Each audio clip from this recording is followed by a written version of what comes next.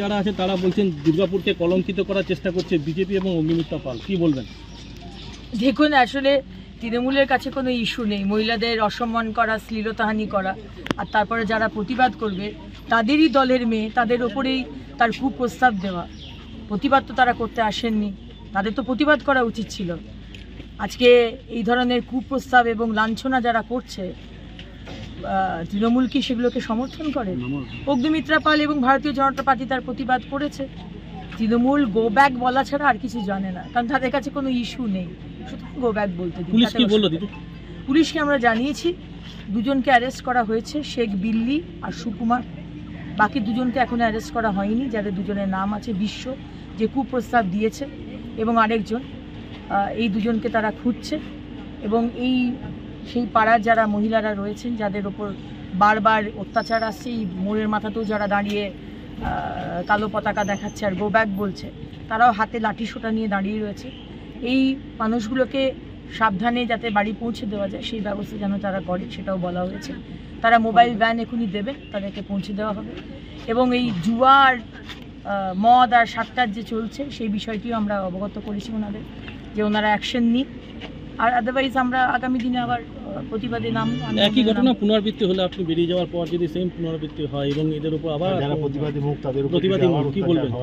মানে police protection কি থাকবে? দেখুন, একমাত্র নন সেটিং বিরোধী আর পথে নেমে রাস্তায় নেমে যারা বাংলার মানুষের পাশে রয়েছে সেটা হচ্ছে ভারতীয় জনতা পার্টি। সেটা বাংলার মানুষ জানে, তৃণমূলের কর্মীরাও জানে।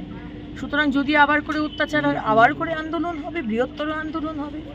বিজেপিও রয়েছে, বাংলার মানুষও রয়েছে, সুতরাং আন্দোলন প্রতিবাদ চলবে।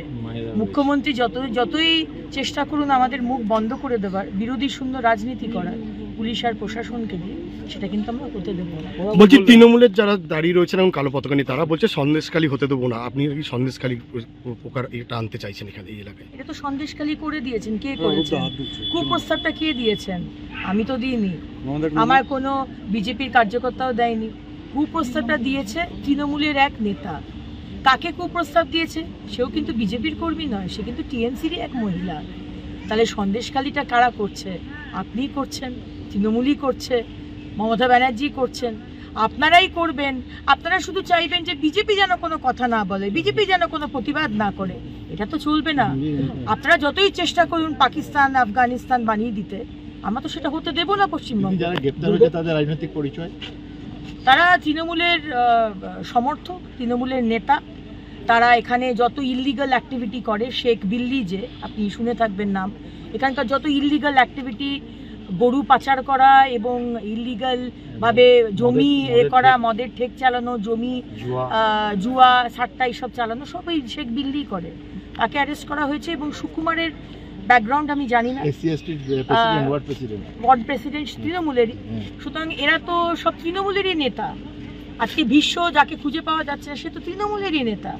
সুতরাং যারা কালো পতাকা ধরে দাঁড়িয়ে আছে তাদেরকে একটু এডুকেট করুন, একটু শিক্ষা দিন, যে তারা বোধহয় জানে না যে যারা এই সন্দেশখালী বানাচ্ছে অগ্নিমিত্রা, সেটা অগ্নিমিত্রা বানায়নি, আপনার দলের নেতারাই বানাচ্ছে।